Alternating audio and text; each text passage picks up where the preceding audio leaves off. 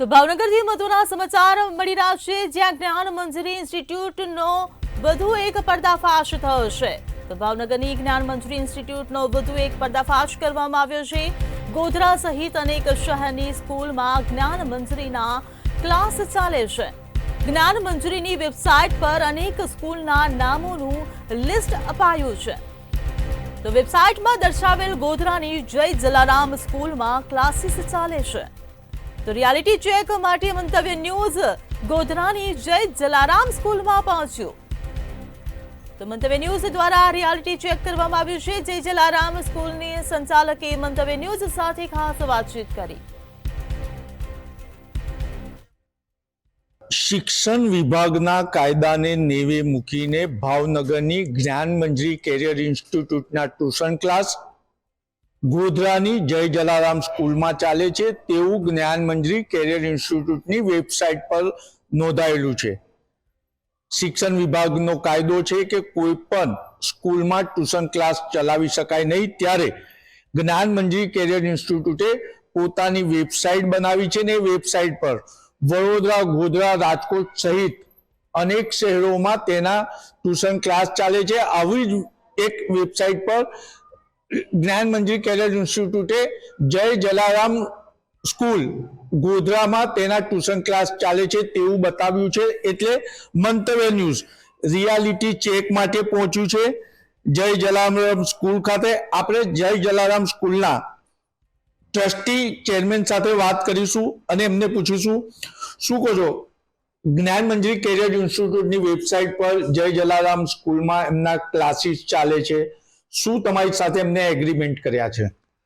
અત્યારે હાલમાં તબક્કે તો જ્ઞાન મંજરી કેરિયર ઇન્સ્ટિટ્યૂટ ભાવનગરની કોઈ પણ સંસ્થાના કોઈ પણ ટીચર બાળકો અમારી સંસ્થા સાથે સંલગ્ન નથી, અને એ 2 વર્ષ અગાઉ એ અમારી સંસ્થા સાથે કોલેબોરેશન કર્યું હતું ત્યારે એ લોકો અહીંયા આગળ બનાવતા હતા। પણ સરકારે જે નિયમ બનાવ્યા છે કે કોઈ પણ સંસ્થાની અંદર કોઈ પણ સ્કૂલની અંદર ટ્યુશન ક્લાસીસ ચલાવવાની મનાઈ કરી છે, ત્યારથી અમે એ લોકો જોડે એગ્રીમેન્ટ રદ કરી અને એ લોકોને અહીંયા આગળથી અમે બંધ કરી દીધું છે અમારે ત્યાંથી।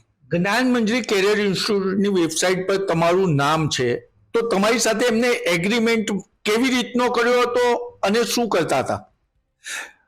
ગયા 2 વર્ષની અંદર, આ વર્ષે તો અમારે ત્યાં નથી, પણ ગયા વર્ષે જ્યારે અમારી જોડે 2 વર્ષની અંદર એ અમારી સંસ્થામાં જે ચલાવ્યું હતું એની અંદર એ લોકોએ એગ્રીમેન્ટ કર્યો હતો કે જે કંઈ અમે ફીસ લઈએ છીએ એની અંદર તમારી જે સંસ્થાની ફી મંજૂર થયેલી હોય એ તમારે લેવાની, એ સિવાયની બીજું કલેક્શન અમે કરીશું, એવો એગ્રીમેન્ટ કરેલો છે અમારી જોડે, અને એગ્રીમેન્ટની કોપી પણ મારી પાસે છે હાલમાં।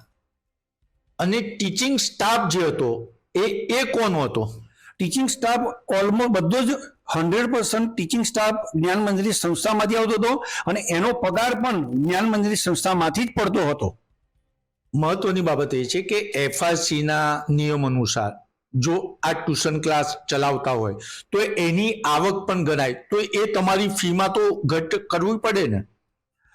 ટ્યુશન ક્લાસીસની જે આવક થાય છે એની અંદર સરકારના નીતિ નિયમ મુજબ મને ખ્યાલ છે ત્યાં સુધી 18% જીએસટી લાગતો હોય છે, અને અમારી સંસ્થાની અંદરથી ગુજરાતી મીડિયમના બાળકો પાસેથી 1,95,000 રૂપિયા ફીનું કલેક્શન કરેલું છે, અને ઇંગ્લિશ મીડિયમના બાળકો પાસેથી 1,65,000 રૂપિયાનું ફીનું કલેક્શન એ લોકોએ કરેલું છે।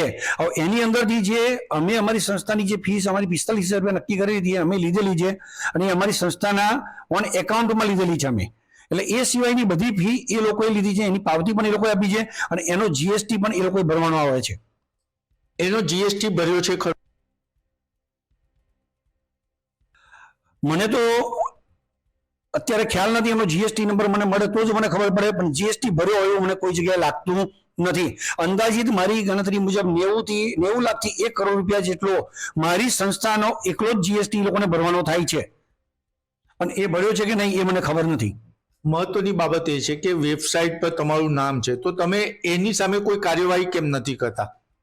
અત્યારે વેબસાઇટ પર નામ છે એ તમારા માધ્યમ દ્વારા જ મને અત્યારે ખબર પડે છે, એટલે આજે અત્યારે હું એમને કોલ કરી અને એમને જણાવું છું કે ભાઈ તમે ગોધરાની અંદર જે હજુ મારા નામથી તમે બાળકો એ અગર કલેક્શન કરી રહ્યા છો એ બંધ કરો, અને તમે વેબસાઇટ પરથી મારું નામ હટાવો તૈયારીમાં, નહીં તો હું કાયદેસરની એક્શન લઈશ। એવું બને કે હાલ તમારું નામ મૂકીને અહીંયા ગોધરામાં જ્ઞાન મંજરી કેરિયર ઇન્સ્ટિટ્યૂટના ક્લાસ ચાલતા હશે? કારણ કે આ પહેલા પણ અમે ઘટસ્ફોટ કરી ચૂક્યા છે।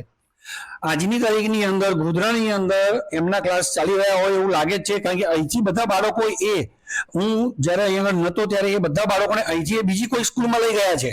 અને અમને મેં તમારા માધ્યમથી પણ જે જોયું હતું કે એ લોકોએ કોઈ અન્ય સ્કૂલમાં એડમિશન લીધા છે અને અન્ય કોઈ સ્કૂલમાં અત્યારે ભણાવી રહ્યા છે, એવી પણ માહિતી મને તમારા દ્વારા મને મળેલી છે.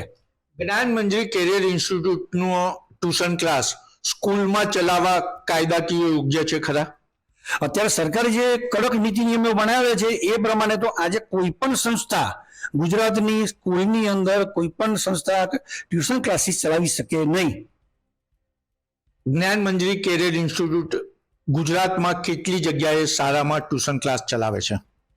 અત્યારે જે એમનું મેં લિસ્ટ જોયું હતું તો એના પ્રમાણે મને અંદાજ છે ત્યાં સુધી 12 જેટલી સ્કૂલની અંદર એ લોકો અત્યારે ટોટલી મેનેજમેન્ટ એ લોકોનું કરી રહ્યા છે અને એ ટ્યુશન ક્લાસીસ ત્યાં આગળ કરી રહ્યા 12 જેટલી સંસ્થાઓ છે. એટલે મંતવ્ય ન્યૂઝ રિયાલિટી ચેક માટે પહોંચ્યું ત્યારે ખુલાસો થયો છે કે જ્ઞાનમંજરી કેરિયર ઇન્સ્ટિટ્યૂટ જય જલારામ સ્કૂલમાં ચાલતું નથી, પરંતુ એના સ્કૂલનો ખોટો નામનો ઉપયોગ કરી અન્ય જગ્યાએ ચલાવી રહ્યું છે. અને મોટો ઘટસ્ફોટ તો એ થયો છે કે જ્ઞાનમંજરી કેરિયર ઇન્સ્ટિટ્યૂટે જે ભરવાનો જીએસટી થતો હોય એ માત્ર ગોધરામાં જ 90 લાખ રૂપિયાથી વધુ છે. એટલે ગુજરાતની વાત કરીએ તો 40 કરોડ રૂપિયા જેટલી માતબર રકમ થાય. શું જ્ઞાનમંજરી શિક્ષણ વિભાગના કાયદાને જોડે તો અડપલા કરી રહ્યું છે, પરંતુ જીએસટી નહીં ભરીને તિજોરીને આર્થિક નુકસાન બી પહોંચાડી રહ્યું છે?